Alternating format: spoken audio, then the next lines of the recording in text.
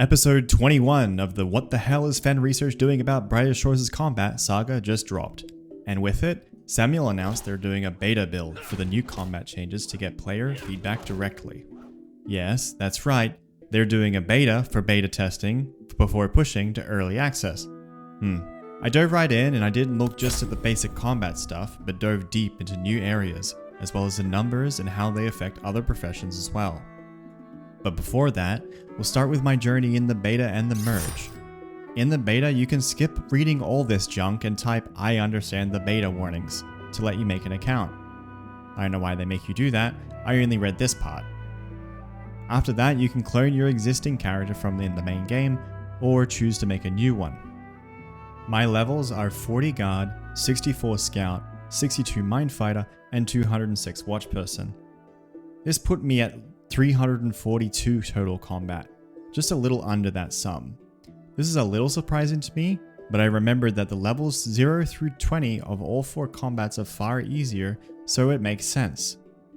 We don't have the full info on what the new XP curve is yet, but this is about what we expected.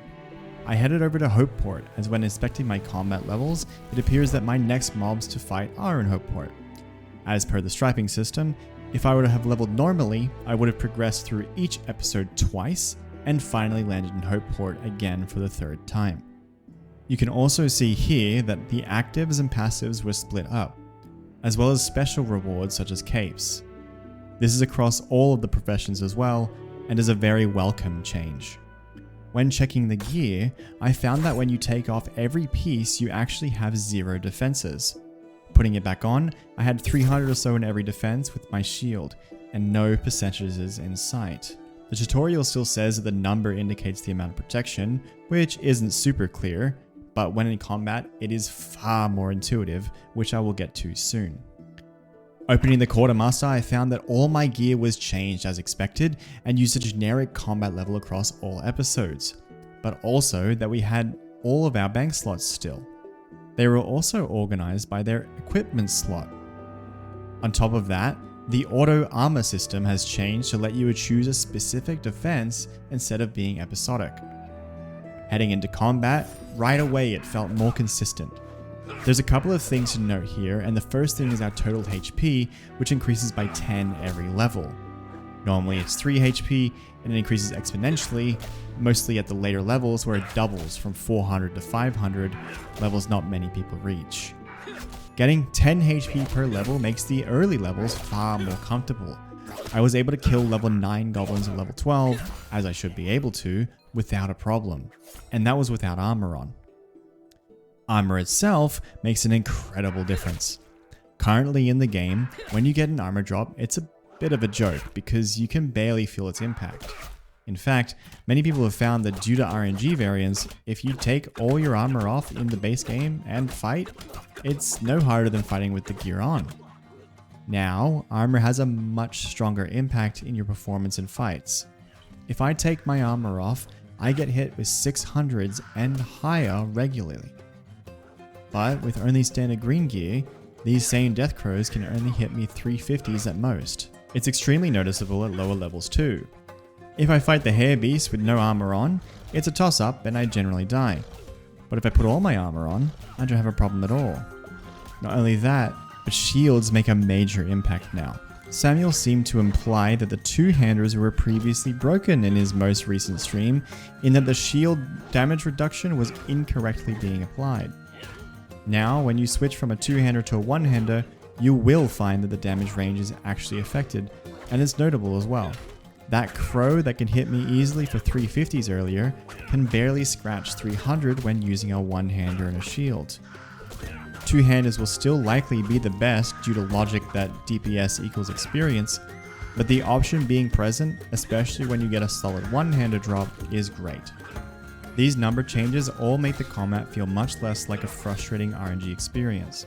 You're able to fight the mobs that are closer to your level when you have the gear to do so, and instead of being punished for fighting mobs that should be accessible at your level, you instead get rewarded for pushing your limits with much bigger XP gains on mobs that are in the upper ranges, while also allowing people to have a casual playstyle on the lower level mobs. I grinded a couple of levels on my main and switched over to a fresh start ult. Combat felt fast-paced at lower levels, and with each drop and each level making a sizable impact on my character. This means that in the longer run, the numbers will get bigger, a common problem with many live service designs, but I strongly believe it's a worthwhile sacrifice having played with it. The first thing I did was the obelisk quest, which remains effectively the exact same quest, but they give you a hammer to enchant instead of the weapons to attune. I follow along the quest, get stuck because I'm an illiterate content creator, and then fix the obelisk. I enchant the I enchant the hammer like the unpaid civil servant I am to Hopeport, and finish the quest. They still even give you a sword. Okay, so now the obelisk enchant your profession equipment. The enchantress was fired, kicked out of her home, and now she resides in the mines. It's a tough economy. She still has her cat though. Notably, the dialogue around the obelisk has changed as well. The obelisk just eats your cash for no good reason, but they also say that the obelisk was created by the ancient ones for peaceful purposes only, and that the obelisk doesn't seem to do a lot. I'm unsure if that's a hint or anything. Finally, I decide I want to get to Hope Forest. The episodic requirement that feels a bit gross is still there, but it's a step in the right direction as the combat and the episode levels are split up now, 20 for combat and 40 for Hopeport. So it makes a little more sense that you need to be stronger to proceed. I was still kind of getting my ass kicked by the hair beasts, so I fell back to the goblins and picked up just a couple of upgrades, replacements for my level 0 equipment. I felt like in just one level and replacing those pieces, I was stronger now, and the game proved me right. I was consistently able to kill not only the hair beasts, but even the plants when I was dying every other attempt before. This was very different to my first time playing, where every fight felt like a toss-up, and I could only fight many levels under me. I did still get RNG'd once or twice, but it felt far more consistent. And it was also against something my level. Keep in mind, Andrew forgot to bring our potion banks from the base game, which means I was without potions, and I just wanted to do it casually anyway. But I could have pushed harder if I wanted to. I hit 20 combat and wrapped up the last skills I needed, neither of which felt like it took very long to do. Walking into Hope Forest, I keep all my gear and progression.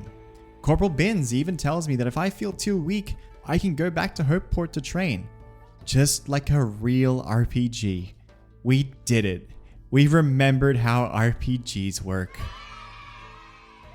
The main story then takes you all the way to fight the Dryad and introduces you to the boss fight, who is a level above me. Here you do it with unattuned gear at level 0 and it felt very strange.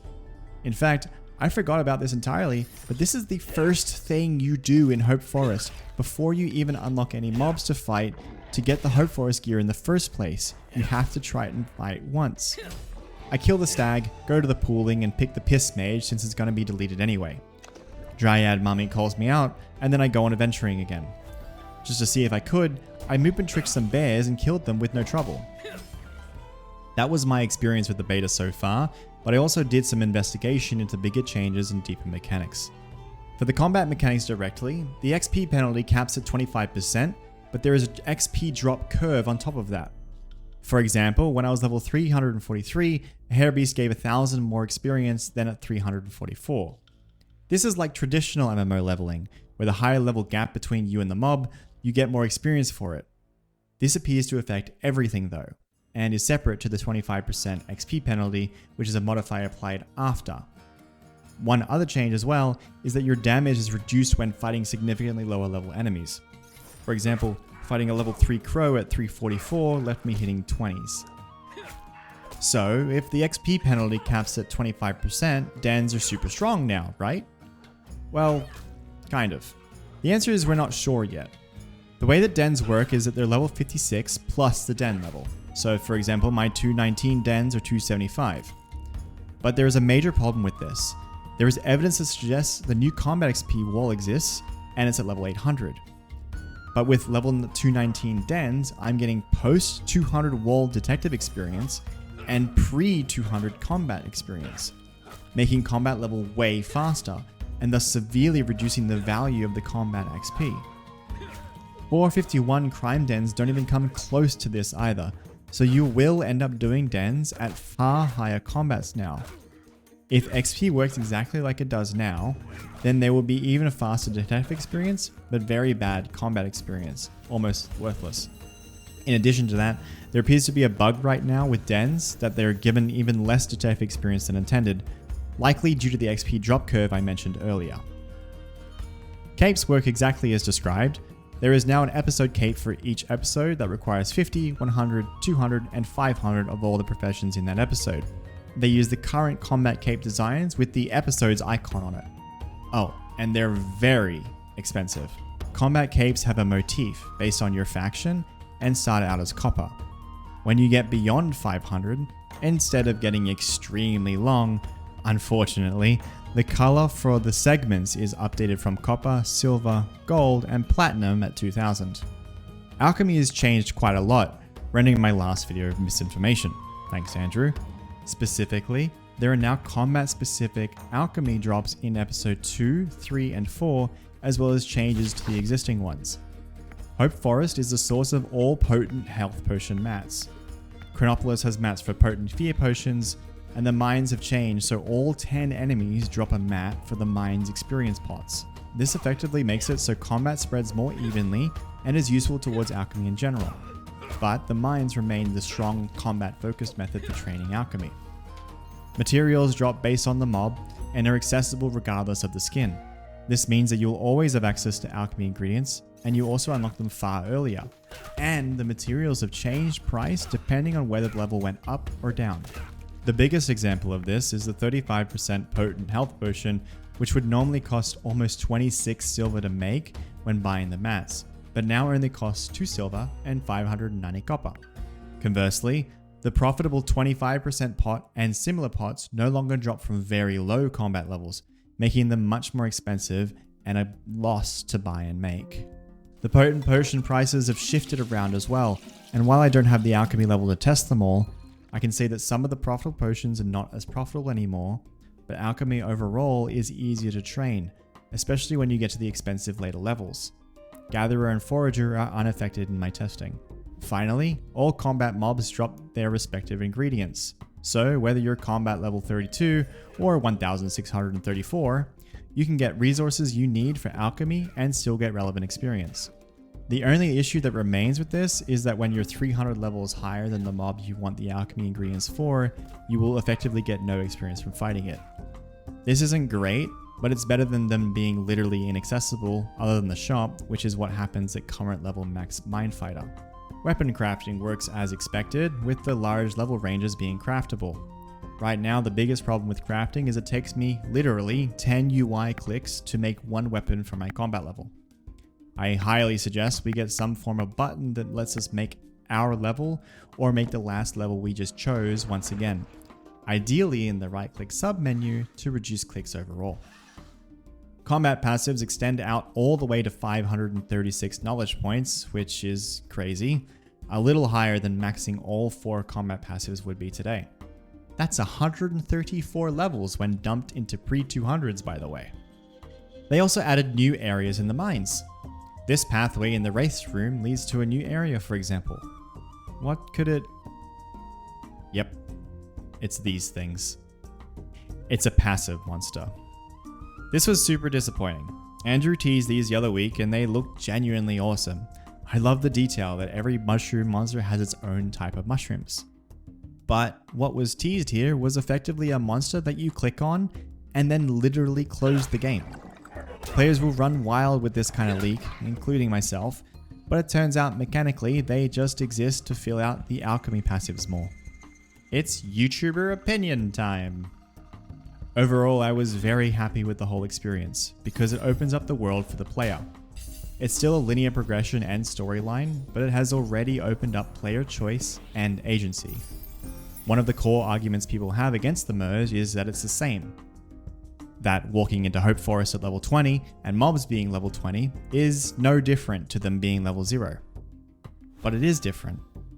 Because I've kept my progression. My HP isn't reduced to 100.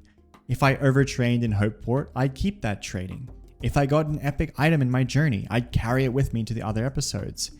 I was able to kill enemies higher level than me because I progressed my character far enough to do so. And that came with me in Hope Forest. As Corporal Bin said himself, if I wanted to, I could train in Hopeport more and come back. I also like the Alchemy changes a lot, as it rounds out the financial curve and gives accessibility to the higher level mats. It's a step in the right direction for fixing the huge gaps in the profession. Combat is still relevant, gathering is still relevant, and there are pathways for different types of players. I do have my criticisms and nitpicks. I think the obelisk lore needs more work now. They're literally on the logo after all. Before that, they made sense as part of the game world and episodic system, but now they've been retrofitted, and as a prior player it shows. This is fixable, however, and the dialogue shows that they've got something in mind already. I think that the new episodic capes and old combat capes need to be changed to represent the professions in that episode. For example, the Hopeport cape still has motifs showing arrows and swords from when it was related to combat. It should reflect Hopeport. The weapon recipe UI is a bit cluttered with number vomit. Level 233 is 1161 to 1970 makes my brain sneeze. I don't know how this is avoidable though, but I do find that the profession list shows them a bit more easily to read. I believe because the font is different and they're offset. I also really want to reiterate the need to add methods for us to craft easier than 10 clicks. The enchantress turned infusionist has absolutely no personality whatsoever, reducing them from a person in the world to a game mechanic. Before, she was a witch who enchanted tools, and if you asked her about weapons, she completely denied you and gives you a reason for it. Now her only dialogue is "what do?" and "yes, do." At least, let me ask her cat's name. Ultimately, I had my personal reservations over this merge versus the first iteration, but the execution is solid, and I can't wait for everyone to get their hands on it. Samuel has stated due to the change of plans, he will be posting the questions and answers in text form tomorrow, likely available in the description by the time you're watching this video. In addition, Samuel aims to open up the beta to everyone publicly, sometime around Wednesday. To access the beta, first you have to click the like and subscribe buttons on this video. Once you've done that, you can open Steam and right-click on Brighter Shores, go to Properties, and then Betas. You'll enter the secret password here when it's announced, and you'll get access to the beta, which I'll leave in the description as soon as it's made public. I highly recommend checking it out and giving the team feedback to improve upon on Reddit, Discord, or even directly. It's only through constructive feedback that the game can truly grow. Check out the podcast this Sunday as we discuss the beta, as well as more exciting Fen Research news that I haven't spoken about in this video. Thanks for watching, and I'll see you next time.